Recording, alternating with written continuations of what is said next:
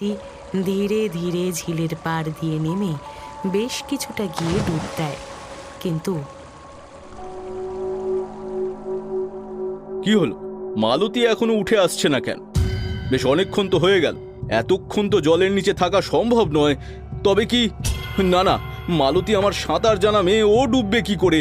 মালতী, ও মালতী, উঠে আয় মা, দেরি হয়ে যাচ্ছে যে।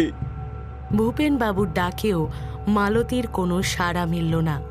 এভাবে আর কিছুক্ষণ কেটে যাওয়ায় অমঙ্গলের আশঙ্কা বুকে নিয়ে ভূপেন বাবু বাড়ির লোক ডেকে আনবেন ভাবছেন, এমন সময় ঘাটের কাছে পায়ের শব্দ পেয়ে চমকে ঘুরে তাকিয়ে দেখলেন ভিজে কাপড়ে মালতী উঠে আসছে।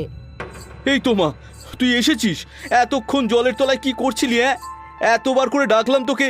এতক্ষণ কোথায় বাবা? এই তো একটা মাত্র ডুব দিয়ে এলাম, আর তোমার ডাক শুনিনি তো। যাই হোক, চল চল, এখন চল, ওদিকে ওনারা অপেক্ষা করছেন। ভূপেন বাবু মালতীকে নিয়ে বাড়ি ফিরতেই ভোর রাতের লগ্নে নির্বিঘ্নে বিয়ে সম্পন্ন হয়ে গেল। পরের দিন বাড়ির সকলকে কাঁদিয়ে মালতী রওয়ানা দিল শ্বশুর বাড়ির উদ্দেশ্যে। জমিদার বাড়ির একমাত্র পুত্রবধূ হওয়ার সুবাদে সকলের খুব খাতির যত্ন পেল সে। এরপর এলো ফুলশয্যার রাত। তোমাকে আজ দারুণ সুন্দর দেখাচ্ছে মালতী। দাও, তোমার হাতটা দাও, আংটিটা পরিয়ে দিই। কি তোমার হাতটা এত ঠান্ডা কেন? মরা মানুষের শরীরের মতো লাগছে পুরো। তোমার কি শরীর খারাপ করছে? কই না তো। বাবারে, ঘরের মধ্যে এত দুর্গন্ধে ভরে গেল কেন হঠাৎ? কিছু মোড়ে টোড়ে পড়ে আছে নাকি?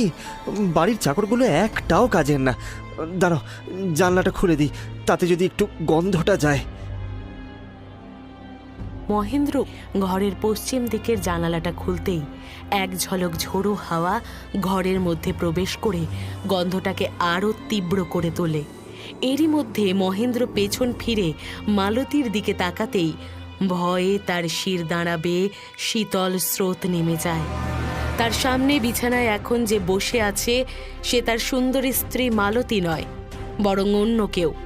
তার হাত মুখ ফ্যাকাশে সাদাটে বর্ণ ধারণ করেছে, চোখের মণিগুলো যেন ঠিকরে বেরিয়ে আসছে।